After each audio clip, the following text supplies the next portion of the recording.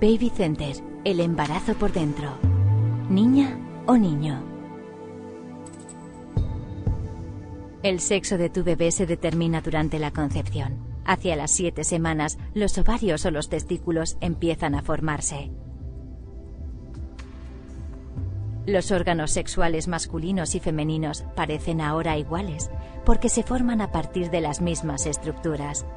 Pero a las 9 semanas ya hay diferencias. En las niñas aparece un bultito entre sus piernas, que será su clítoris. La membrana que hay debajo de este bulto se separa y forma los labios menores y la apertura vaginal.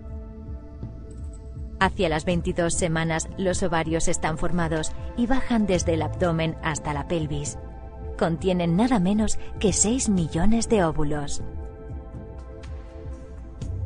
En los niños, el bultito se convierte en el pene y comienza a alargarse en la semana 12. La membrana exterior será la bolsa del escroto con los testículos.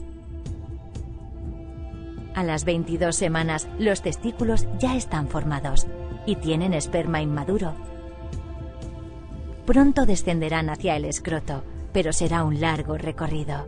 Llegarán a su destino más adelante, o en algunos niños después de nacer. Para saber si será un niño o una niña, tendrás que esperar al menos hasta las 17 semanas. Entonces los genitales se podrán ver en una ecografía.